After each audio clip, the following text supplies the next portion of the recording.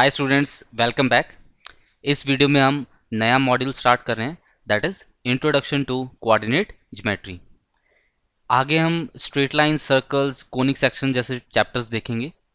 उन चैप्टर्स में कुछ कॉन्सेप्ट्स यूज होंगे जो हम इस टॉपिक में पढ़ेंगे। ठीक है, तो छोटे छोटे कॉन्सेप्ट्स हैं, लेकिन these are really important concepts. कुछ आपने पहले 10th में पढ़े होंगे and some of them will be new, या फिर हम उनकी एप्लीकेशंस देखेंगे कि कैसे हम IIT JEE लेवल के क्वेश्चंस को कर सकते हैं उन कॉन्सेप्ट्स को यूज़ करके। ठीक है, तो स्टार्ट करते हैं बहुत ही बेसिक कॉन्सेप्ट से, दैट इज डिस्टेंस फार्मूला। ये डेफिनेटली सबने 9th 10th में पढ़ा होगा, तो फिर भी मैं रिवाइज करवा देता हूँ एक बार कि मान लिया ये अपना कोऑर्डिनेट प्लेन है। आई एम एज्यूमिंग दैट आपको पॉइंट्स प्लॉट करने आते हैं। 10th में हमने सीखे हैं ना किस तरह से एक्स वाई प्लेन होता है और उसमें पॉइंट्स हम कैसे प्लॉट करते हैं। This is your x y coordinate axis and this is origin. मान लिया यहाँ पे एक ए पॉइंट है जिसके कोऑर्डिनेट्स x1 y1 है and you have another point B point जिसके कोऑर्डिनेट्स x2 y2 हैं। तो अगर आपको इन दोनों के बीच में ये डिस्टेंस फाइंड आउट करना है, then this distance AB is given by distance formula which is x2 minus x1 whole square plus y2 minus y1 whole square। ठीक है, तो ये है अपना बेसिक डिस्टेंस फार्मूला। अब इस डिस्टेंस फार्मूला की हेल्प से हम काफ़ी चीज़ें प्रूव कर सकते हैं, काफ़ी क्वेश्चन सॉल्व कर सकते हैं। तो अभी देखते हैं अलग अलग टाइप के क्वेश्चन जहाँ पे हम इस डिस्टेंस फार्मूला को यूज़ करके उन क्वेश्चंस को प्रूव कर सकते हैं या सॉल्व कर सकते हैं। So let's take first example. ये क्वेश्चन गिवन है, इसमें आपको you have to find the coordinates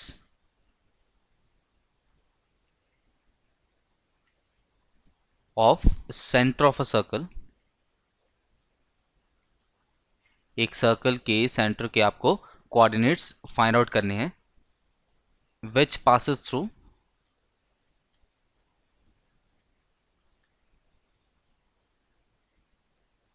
zero comma zero, 0,4 and 2,0। एक सर्कल है जो इन तीन पॉइंट से पास कर रहा है और हमें उस सर्कल के सेंटर के कोऑर्डिनेट्स चाहिए। अब सिंस जो अपना सर्कल है वो तीन पॉइंट्स में से पास कर रहा है, तो एक सर्कल बना लिया हमने और लेट्स से यहाँ पे एक पॉइंट और इधर एक point 0,4 and you have another point here 2,0। मान लो इस तरह से आपके पास ये तीनों पॉइंट्स है, तो सेंटर यहाँ कहीं पे होगा। इस सेंटर को हमने x, y मान लिया। अब सर्कल की एक प्रॉपर्टी होती है कि सर्कल का जो डिस्टेंस है वो उसकी पेरिफेरी से या फिर उसके सर्कमफेरेंस से हमेशा बराबर रहता है और वो रेडियस ऑफ द सर्कल के इक्वल रहता है। ये तो हमें पता ही है। तो हमने डिस्टेंस फॉर्मूला लगाया इन तीनों पॉइंट्स पे, इसको A मान लिया, इसको B एंड इसको C और इसको मान लिया O। तो OA की value has to be equal to OB की value which has to be equal to OC की वैल्यू। तो सबसे पहले OA is equal to OB use कर रहे हैं, तो OA पे अगर हम डिस्टेंस फार्मूला लगाएं तो दैट विल बी, अच्छा अब डिस्टेंस फार्मूला लगाएंगे तो स्क्वायर रूट में आएगा आंसर। तो ऐसे करते हैं, सब जगह स्क्वायर कर देते हैं। अगर OA OB OC स्क्वायर, जो OA OB और OC हैं, अगर वो तीनों इक्वल हैं तो इनके स्क्वायर्स भी इक्वल होंगे, right. So OA square will be x minus 0 whole square plus y minus 0 whole square. This is equal to OB square. OB square कितना है, x minus 2 whole square plus y minus 0 whole square. ये तो आई अपनी पहली equation, जिसमें आप देख सकते हैं कि ये टर्म और ये टर्म कैंसिल आउट हो जाएंगे बिकॉज ये एग्जैक्टली सिमिलर है। और यहाँ पे हमने दोनों टर्म्स को एक्सपेंड कर दिया, तो you have x square is equal to x square plus 4 minus 4x। तो ये एक्स स्क्वायर भी कैंसिल आउट, तो you have x is equal to 1 from this equation. ये तो अपना पहला एक रिजल्ट आ गया। फिर हमने किसी OB इक्वल टू OC कर लिया, मान लो। Now we are applying OB equal to OC। So OB में क्या है, x माइनस 2 का यहाँ पे स्क्वायर्स कर रहे हैं ना, ताकि स्क्वायर रूट ना लेना पड़े हमें। x माइनस 2 का whole square plus y minus 0 का whole square. This will be equal to x minus 0 का whole square plus y minus 4 का होल स्क्वायर। ठीक है, अब इनको सॉल्व कर लेते हैं। यहाँ से आ गया x square plus 4 minus 4x, यहाँ से आया वाई स्क्वायर, इधर आया x square plus Y square plus 16 minus 8x, sorry 8y। ये वाई स्क्वायर एक्स स्क्वायर और y square x square cancel out हो गए और x की वैल्यू हमने 1 सब्स्टिट्यूट कर दी यहाँ पे, तो आप 1 सब्स्टिट्यूट करिए तो 4 minus 4 into 1 equal to 16 minus 8y, ये 0 बन गया, 8y इधर आया एंड y की वैल्यू 2 आ गई। और यही हमें पता करना था centre, so x comma y जो अपना सेंटर था वो कितना आ गया, that is equal to 1 comma 2। तो that is our answer to this question. I hope आपको ये समझ आया। आगे चलते हैं, विल टेक अनदर एग्जाम्पल।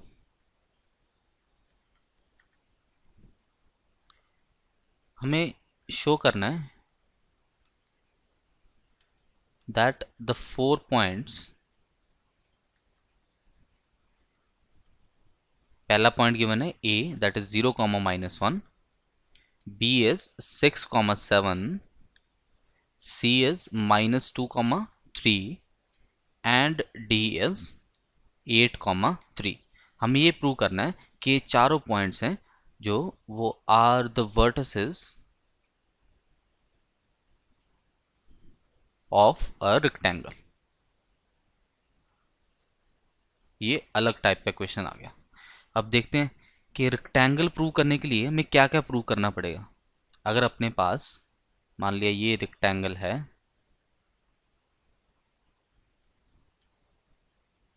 इनको नाम दे देते हैं A B C and D. तो अब देखिए कि अगर आप ऑपोजिट पेयर ऑफ साइड्स को इक्वल प्रूव कर दो, ऑपोजिट पेयर ऑफ साइड्स अगर ये इक्वल आ जाए ना, तब क्या होगा ना, तब ये पैरेललोग्राम बनेगा, तब ये रेक्टेंगल नहीं प्रूव हुआ। उसके लिए हमें एक एंगल 90 डिग्री प्रूव करना पड़ेगा, that will be difficult for us at this stage. तो हम क्या करते हैं कि अगर मैं ऑपोजिट पेयर ऑफ साइड्स को इक्वल प्रूव करूं तो पैरेललोग्राम बना, और अगर मैं डायगोनल्स को इक्वल प्रूव कर दूं साथ में, डायगोनल्स आर इक्वल, तो डायगोनल्स अब इक्वल किस किस में होते हैं, या तो स्क्वायर में होते हैं and all squares are rectangle, तो ये रेक्टेंगल प्रूव हो जाएगा, या फिर डायगोनल्स रेक्टेंगल में इक्वल होते हैं। अब डायगोनल्स ना तो रोम्बस में इक्वल होते हैं और ना ही डायगोनल्स पैरेललोग्राम में इक्वल होते हैं। तो आई थिंक कि अगर हम इसके डायगोनल्स को इक्वल प्रूव कर दें तो that will be sufficient to prove that the given figure या फिर given quadrilateral is a rectangle. तो देखिए ज़रा, अगर डायगोनल इक्वल करते हैं तो क्या ये हम प्रूव कर पाएंगे कि रेक्टेंगल होगा। मान लिया ये एक डायगोनल है अपना, और इसी लेंथ का मैं एक और डायगोनल बना देता हूँ, और मैंने अब इनको ज्वाइन किया ऐसे, तो अब डायगोनल्स तो इक्वल हैं लेकिन ये अभी रेक्टेंगल नहीं बना। तो दैट अगर हम ये सेकंड कंडीशन सिर्फ यूज़ करें तब उससे तो फिर प्रूव नहीं हो पाएगा कि वो रेक्टेंगल है। तो हमें first condition and second condition, ये दोनों की दोनों कंडीशन प्रूव करनी पड़ेंगी। मतलब अगर हम ऑपोजिट पेयर ऑफ साइड्स को इक्वल प्रूव करते हैं तो उससे वो पैरेललोग्राम प्रूव होगा, एंड उसके बाद हम पैरेललोग्राम के अगर डायगोनल्स को इक्वल प्रूव कर दें तो दैट विल गिव अस कि वो पैरेललोग्राम नहीं है, वो एक रेक्टेंगल है। तो सिर्फ अगर आप सेकंड कंडीशन लगाते हो या फिर सिर्फ आप फर्स्ट कंडीशन लगाते हो, then that will not be a sufficient condition to prove कि given quadrilateral rectangle है या नहीं है। ठीक है, आई होप ये छोटी सी बात आपको समझ में आई। अब हम क्या करेंगे, इन चारों पॉइंट्स की हेल्प से will prove these two conditions that will help us to prove कि गिवन क्वाड्रिलेटरल अपना रेक्टेंगल था। तो सबसे पहले A B distance find out किया। अब अपने पॉइंट्स आप नोट कर लीजिए एक जगह पे, and now we are going to find all the distances AB, BC, CD and DA, and then we'll calculate the diagonals BD and diagonals AC as well। ठीक है, तो AB कैलकुलेट कर रहे हैं। AB will be square root of 6 minus 0 whole square plus 7 plus 1 whole square, that is equal to 36 plus 64, तो ये आ गया 10। Similarly B C calculate करते हैं, B C will be square root of 6 plus 2 whole square plus 7 minus 3 whole square that is equal to square root of 64 plus 16 that is square root of 80। ठीक है, फिर हमने C D calculate किया, that will be 8 plus 2 whole square plus 0 whole square that is 10। तो आप देख सकते हैं ए बी और सी डी इक्वल आ रहे हैं दोनों, इसी तरह से डी ए और बी सी भी इक्वल आने चाहिए। So D A will be 8 minus 0 whole square plus 3 plus 1 आएगा होल स्क्वायर। तो this is 64 plus 16 which is again root of 80। तो यहाँ से एक चीज़ तो प्रूव हो गई कि ए बी सी डी के इक्वल आ रहा है and B C D A के इक्वल आ रहा है। So opposite pair of sides तो इक्वल प्रूव हो गया। अब हमें डायगोनल्स निकालने हैं बस। तो डायगोनल्स विल बी, पहले ए सी कैलकुलेट करते हैं। A C will be square root of 0 plus 2 whole square plus minus 1 minus 3 whole square. This is nothing but 4 plus 16 that is root of 20. Then you will calculate BD that is equal to 8 minus 6 whole square plus 3 minus 7 whole square that is again going to be root of 20. So AC BD के equal आ रहा है, diagonals equal हैं, opposite pair of sides equal हैं, therefore this is a rectangle. I hope you have understood this part. ठीक है, तो आगे चलते हैं नेक्स्ट एग्जाम्पल पे।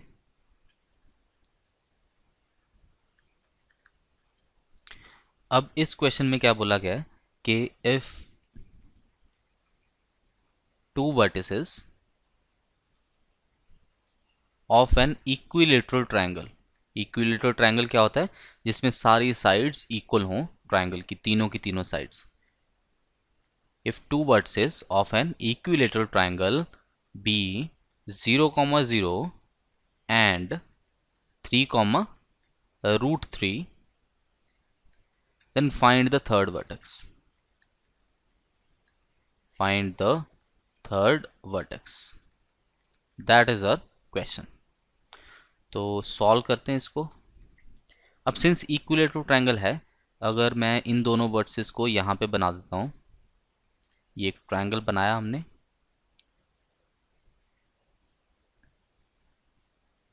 ठीक है, दिस इज ऑलमोस्ट इक्विलेटरल। सो ये ए ले लिया, ये बी एंड सी। मान लिया बी पॉइंट है 0,0 एंड सी पॉइंट है 3,√3। इसको फिर हम x, y मान लेते हैं। और हमें गिवन क्या है कि इक्विलेटरल ट्रायंगल में A B equal to B C equal to C A, ये तीनों इक्वल होते हैं। अब सिंस डिस्टेंस निकालेंगे तो स्क्वायर रूट आएगा, उसको अवॉइड करने के लिए हम हर एक तरफ स्क्वायर कर देते हैं, मतलब A B square, B C square and C A square. तो अब कोई भी दो इक्वालिटीज उठाई यहाँ से, ये दोनों, तो A B is equal to B C करते हैं पहले। A B square is equal to B C square, ये कैलकुलेट किया। So A B square will be x minus 0 whole square plus y minus 0 whole square, this is equal to B C square. B C square is nothing but, आप देख सकते हैं, B C square will be 0 minus 3 whole square plus 0 minus √3 whole square. This is 9 plus 3 that is equal to 12, और यहाँ से आया x square plus Y square. तो ये अपनी एक इक्वेशन आ गई। फिर हमने A B is equal to A C किया, A B square is equal to A C square अगर हम करें, this will give you x square plus Y square is equal to A C square. आप देखिए, it will be x minus 3 whole square plus y minus √3 whole square. इसको भी हम solve कर सकते हैं, this will be our second equation. Similarly अब since दो इक्वेशन बन चुकी हैं, तो आंसर तो यहाँ से हम निकाल सकते हैं बहुत ईजिली। पर अगर आप सब्स्टिट्यूशन मेथड नहीं लगाना चाहते, and you want to make one more equation, तो एक इक्वेशन आप और बना सकते हैं, that will be B C square equal to A C square. तो वो भी इक्वेशन मैं यहाँ पे बना देता हूँ। So that equation will be B C square. अब बी सी स्क्वायर ऑलरेडी हम कैलकुलेट कर चुके हैं, देखिए यहाँ पे 12 आ रहा है। So 12 will be equal to A C square, और ए सी स्क्वायर भी आपने कैलकुलेट किया है, ये रहा ए सी स्क्वायर ये, तो यही यहाँ पे सब्स्टिट्यूट कर देते हैं। सो x माइनस 3 का whole square plus y minus root 3 का होल स्क्वायर। तो ये अपनी तीसरी इक्वेशन आ गई। वेरिएबल आपके पास दो ही हैं, तो आप इनमें से कोई भी दो इक्वेशंस जो आपको पसंद हो वो आप चूज कर सकते हैं, and then with the help of substitution method you can, या फिर एलिमिनेशन मेथड भी यूज कर सकते हैं आप, and then you can find out the values of x and y। आपके पास दो वैल्यूज आएंगी। पहली वैल्यू जो आएगी दैट विल बी 0,2√3, एक तो ये पॉइंट हो सकता है, या फिर 3,-√3, that will be your second point.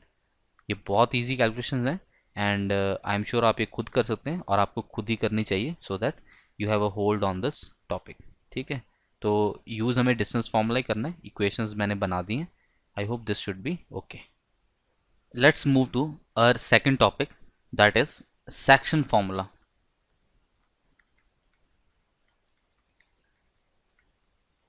ये भी आपने 10th में पढ़ रखा होगा, तो इसको भी रिवाइज कर लेते हैं। सेक्शन फॉर्मूला में दो तरह की डिवीजन होती हैं। पहले इज इंटरनल डिवीजन, जब पॉइंट दो पॉइंट्स के ज्वाइन को इंटरनली डिवाइड करता है। मान लीजिए एक पॉइंट अपने पास x1 y1 है, and another point is x2 y2।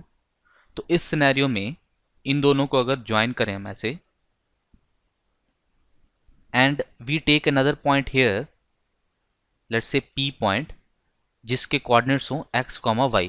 तो इस p पॉइंट ने m/n में a और b पॉइंट के ज्वाइन को इंटरनली डिवाइड किया है, ऐसे बोलते हैं हम। ठीक है, तो दिस इज इंटरनल डिवीजन। तो इस p पॉइंट के कोऑर्डिनेट्स कैसे हम डिनोट करते हैं, x will be m times x2 plus n times x1 over m plus n। तो यहां पे लिख लेते हैं m times x2 plus n times x1 over m plus n.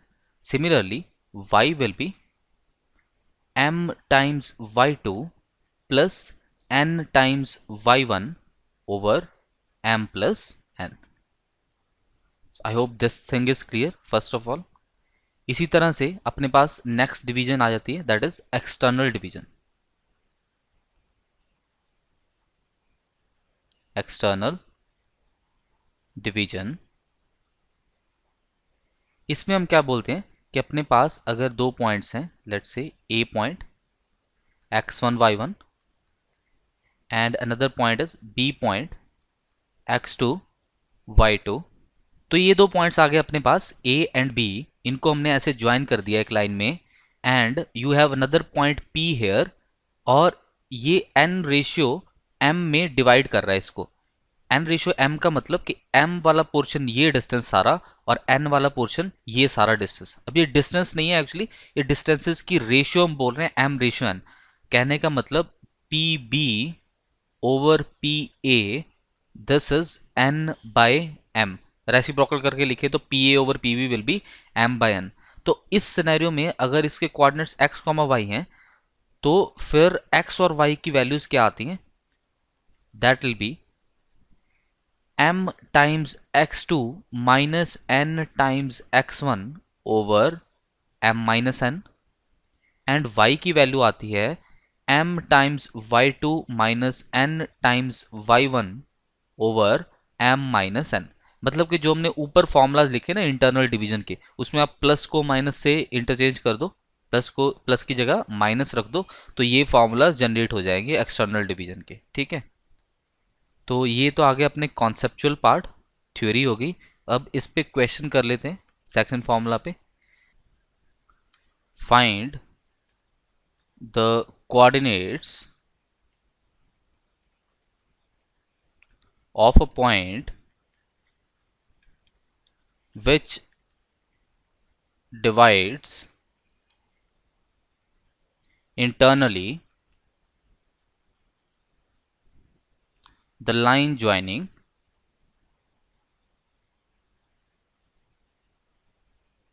the points 1, -3 and -3, 9 in the ratio 1:3. We have to find the coordinates of a point which divides the line joining these two points internally in the ratio 1:3. तो यहाँ पे दोनों points बना लिए 1, -3 and -3, 9. तो इनको join करती ये लाइन आ गई अपनी, और यहाँ पे मान लो P पॉइंट है जो इसको m/n में डिवाइड कर रहा है. इस केस में रेशियो ऑलरेडी गिवन है, दैट इज 1:3.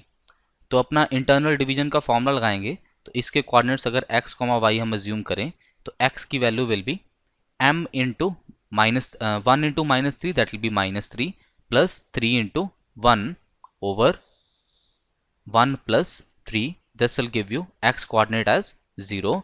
और सिमिलरली अगर हम y कोऑर्डिनेट निकालें that will be 1 into 9, that is 9 and 3 into -3, that is again 9. तो इस सिनेरियो में ये पॉइंट भी 0 आ गया. तो बेसिकली अपना P पॉइंट आएगा 0, 0. तो ये ओरिजिन से बेसिकली पास ये पॉइंट जो है वो अपना ओरिजिन ही बन रहा है. ये लकीली ऐसा सिंपल आंसर आ गया, अदरवाइज यहाँ पे कुछ भी नंबर्स आ सकते हैं. ठीक है, तो ये अपना इंटरनल डिवीजन का हो गया. कैसे हम सेक्शन फार्मूला अप्लाई कर सकते हैं. अब सेक्शन फार्मूला में एक और रिजल्ट आता है, that is mid point formula. ये भी आपने पढ़ा होगा.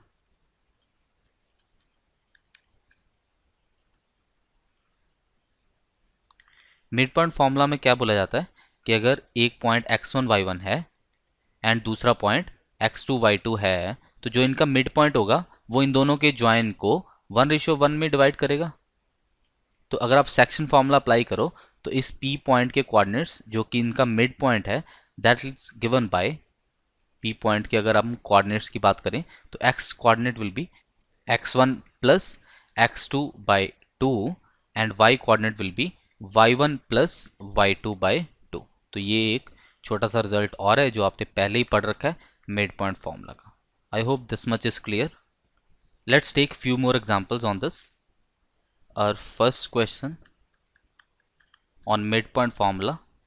इसमें आपको एक ट्राइंगल गिवन है.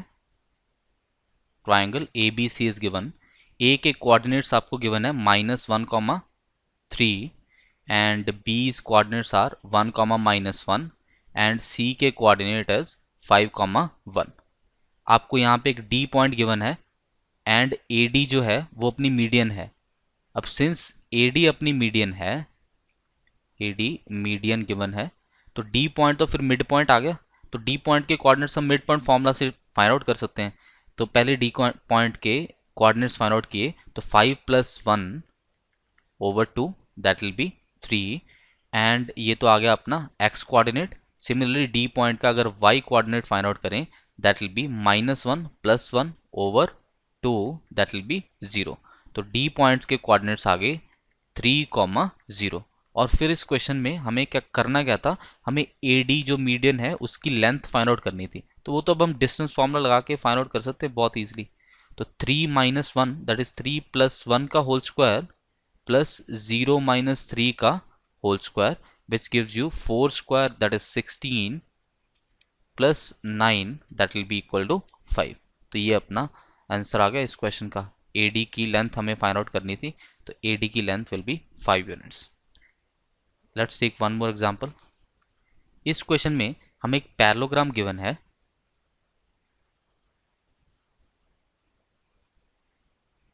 पैरेललोग्राम ABCD और हमें इनके वर्टिसेस गिवन है 1, 3, this is -1, 2 and this is 2, 5. ये D नहीं गिवन. इसके वर्टिसेस हमें फाइंड आउट करने के इसके कोऑर्डिनेट्स क्या होंगे. ठीक है, तो ABCD इज अ पैरेललोग्राम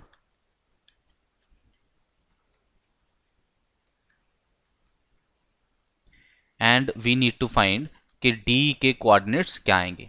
अब देखिए हम कैसे यूज करेंगे मिड पॉइंट फार्मूला को. हमें इतना पता है कि जो डायगोनल्स होते हैं वो बाइसेक्ट करते हैं. पैरेललोग्राम के डायगोनल्स बाइसेक्ट ईच अदर. तो अगर मैं ए सी का मिड पॉइंट निकालूं, लेट से एम, तो एम ही मिड पॉइंट होगा बी डी का भी। तो पहले एम के कोऑर्डिनेट निकाल लिए ए सी की तरफ से, दैट विल बी, देखिए 1 + 2, 1 + 2 will be 3/2, comma 5 + 3 is 8/2 will be 4। तो m के कोऑर्डिनेट्स तो आ गए 3/2, 4। अब अगर हम d के कोऑर्डिनेट्स को x, y एज्यूम कर लें, तो अगर फॉर्मूला लगाएं यहाँ पे x + -1/2, that should be equal to 3/2। This gives you x as 4। तो ये तो x कोऑर्डिनेट आ गया d का, और अगर y कोऑर्डिनेट ढूंढना है तो फिर 4 के इक्वेट कर देंगे। तो y + 2/2 is equal to 4. This will give you 4 to the 8 - 2, y coordinate as 6. तो अपने d पॉइंट के कोऑर्डिनेट्स क्या आ जाएंगे फिर 4, 6। तो ये अपना आंसर आ गया। दिस वॉज रियली सिंपल है ना। सो आगे चलते हैं, will take more examples. Question says in what ratio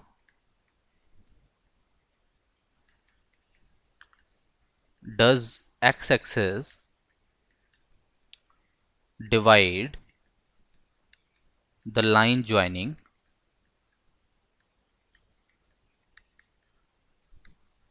2, -3 and 5, 6। बताइए कि ये जो लाइन है x एक्सिस जो है अपनी, वो इस लाइन को किस रेशियो में डिवाइड कर रही है। तो सॉल्व करते हैं। पहली बात तो जो x एक्सिस पे पॉइंट्स लाई करेंगे वो x, 0 टाइप के होंगे, बिकॉज उसमें y कोऑर्डिनेट 0 आएगा हमेशा। तो अगर हम एक पॉइंट यहाँ पे लें 2, -3 and we take another point 5, 6 here, और ये x एक्सिस को जब क्रॉस करेंगे, कट करेंगे, तो इस पॉइंट पे कट किया मान लो, तो इस रेशियो को मान लिया मैंने k/1। अब मैं अगर y कोऑर्डिनेट की तरफ से देखूं तो 0 will be equal to k × 6, that is 6k, plus 1 × -3 over k + 1। तो यहां से k की वैल्यू आपके पास आ जाएगी 1/2। तो 3 उधर चला गया, 6 नीचे आया, so that will give you k as 1/2। So ratio कितनी आ गई, 1/2 आ गई। I hope this is clear now. तो this is all about section formula. आगे भी जब क्वेश्चंस आएंगे तो हम उसमें सेक्शन फॉर्मूला, डिस्टेंस फॉर्मूला सब यूज करेंगे। Now we'll move on to our next topic, that is area of a triangle। अगर अपने पास एक ट्राइंगल है जिसके वर्टिसेस आर x1, y1, ये एक वर्टेक्स, इसको हमने a पॉइंट बोला, another vertex x2, y2 and third vertex x3, y3, तो ABC ट्राइंगल का एरिया कितना होगा वो हम फाइंड आउट करने जा रहे हैं। ये भी आपने 10th में किया होगा। तो एरिया ऑफ ट्राइंगल एबीसी हम इस तरह से फाइंड आउट कर सकते हैं कि हाफ ऑफ दिस वैल्यू, इसको हम डिटर्मिनेंट बोलते हैं, ये हम आगे +2 में पढ़ेंगे, लेकिन फिलहाल मैं आपको इसको सॉल्व करने का तरीका बता दूंगा अभी। ये तो हमने तीनों वर्सेस लिखे, एक ही डायरेक्शन में लिखिए आप, है ना, जिस भी ऑर्डर में फॉलो करना चाहते हैं आप, चाहे तो एंटी क्लॉकवाइज डायरेक्शन में फॉलो कीजिए, चाहे क्लॉकवाइज में। एक तरफ से आंसर पॉजिटिव आएगा, एक तरफ से आंसर विल बी नेगेटिव। इन तीनों को लिख लिया, और फिर जो आपने सबसे ऊपर वर्टेक्स लिखा है ना, उसको आपने यहाँ पे रिपीट करना है x1, y1। अब इसका सोल्यूशन कैसे करते हैं कि half of x1 × y2 minus x2 × y1, x1 × y2 minus x2 × y1 plus x2 × y3 minus x3 × y2 plus x3 × y1 minus x1 × y3। तो ये अपना एरिया ऑफ ट्राइंगल ABC आ जाएगा। इसको अगर आप लिखना चाहो, डिटर्मिनेंट्स अगर आपने कहीं पे पढ़ा है तो इसको आप ऐसे भी लिख सकते हो, एरिया विल बी 1/2 डिटर्मिनेंट। ये फिजिक्स में शायद आपने सॉल्व करना सीख लिया होगा, इसको 3/3 डिटर्मिनेंट बोलते हैं, x2, y2, x3, y3। अगर आपने नहीं भी किया तो कोई इशू नहीं है, इसको बस आप लिख लीजिए एंड +2 में आपको ये सारा समझ आ जाएगा। फिलहाल +1 में हम क्वेश्चंस इस मेथड से कर सकते हैं, I will be using this method only, ठीक है। तो ये अपना एरिया आ गया। ध्यान रखिएगा हाफ है दोनों फॉर्मूलाज में, यहाँ पे भी और इधर भी। एक एग्जाम्पल कर लेते हैं इसमें and that should be okay. So example ले ली कि 3 वर्सेस आर 1,1 एंड 2,3 एंड 4,7। तो इस ट्राइंगल का एरिया हमें फाइंड आउट करना है। So answer will be half of this value, जहाँ पे 1,1 ऐसे लिख लेते हैं 1 1 2 3 4 7 एंड 1 1 अगेन। तो इसको सॉल्व करना है हाफ इंटू, देखिए 1 into 3 that is 3 minus 2 into 1 that is -2 plus 7 into 2 that is 14 minus 4 into 3 that is 12 plus 4 into 1 that is 4 minus 1 into 7 that is 7। तो बस इसको सॉल्व कर लिया तो आंसर आ जाएगा। Half of 3 minus 2 is 1, 14 minus 2 is 12 is 2 and 4 minus 7 will be -3। तो ये तो बेसिकली कितना आ रहा है 3 माइनस 3, ये तो 0 ही आ गया। अब एरिया अगर 0 आए तो उसका क्या मतलब होता है कि तीनों पॉइंट्स जो हैं एक ही लाइन में लाई करेंगे। तो ये भी लिख लिया हमने। ये कोलिनियरिटी प्रूव करने के लिए हमें काम में आता है कि अगर 3 points will be collinear if area of triangle formed by them is 0। ठीक है, ये एक चीज होगी, पहला पॉइंट। दूसरा आप ध्यान रखिए कि एरिया हमेशा पॉजिटिव होता है। Area is always positive. मतलब अगर पीछे से इन क्वेश्चन में से सॉल्व करते हुए अगर नेगेटिव वैल्यू आती है तो उसको हम मॉडुलस लगा के पॉजिटिव कर लेंगे। ठीक है, so I hope this should be sufficient for area. आपको फॉर्मूलाज ध्यान होंगे तो हम आगे आने वाले क्वेश्चंस बहुत इजीली कर सकते हैं। ठीक है, so that was all about area of a triangle. और बाकी टॉपिक्स हम नेक्स्ट वीडियो में देखते हैं। इस वीडियो में इतना ही। So revise this and will meet up in next video. Thank you.